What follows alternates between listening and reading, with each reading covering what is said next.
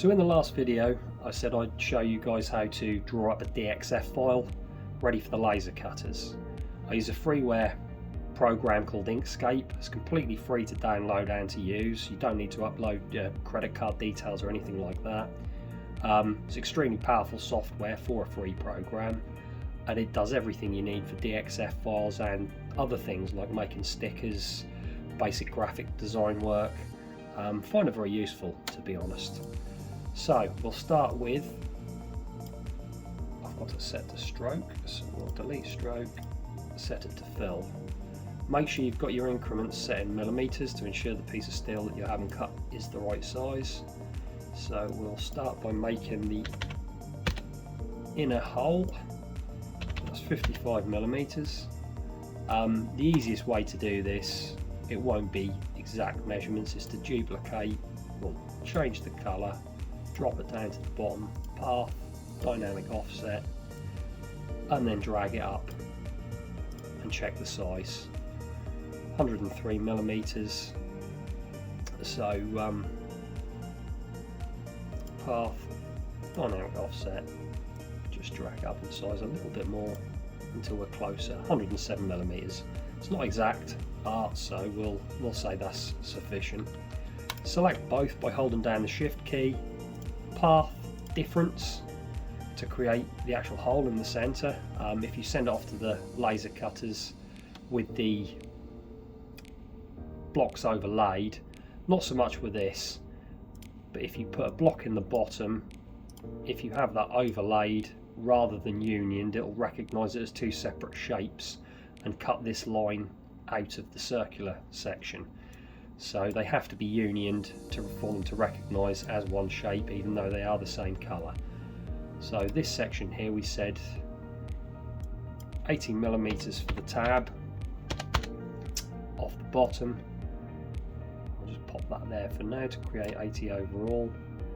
I'm going to use 30 millimeter tube for the strut brace. Doesn't need to be anything too significant really for there, so we'll make this 50 millimeters wide.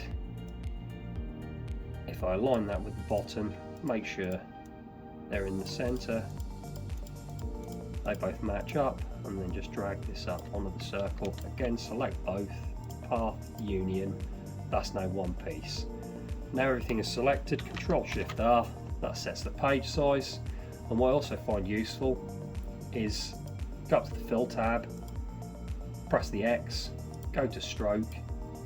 That'll create a line drawing of the cuts. You can now print this out, cut it out with a pair of scissors, and just ensure that the shape that you have fits the intended area perfectly prior to emailing it to the laser cutters to be cut. Just prevents any problems with fitment. It's nice to check, but I always leave that as a filled block before sending it off. You can then file, save as, go down to DXF, save as a DXF file, and it's all ready to email to the laser cutters. I'll show you the print in a second, and yeah, it's as simple as that. So I've just used a standard A4 printer to print out a copy of the design. When you print it out, you have to set the page size as A4, so document properties, select A4, if not the printer will print it off the edge. Just going to cut it out with a pair of scissors, and then we can test fit this against the area it needs to fit, just to ensure that it fits perfectly. Laser cutting isn't particularly expensive, but it's still a waste of money if you cut things of the wrong size or shape. So it's always good just to test if you can. Obviously this only works on parts up to A4 size unless you've got a larger printer.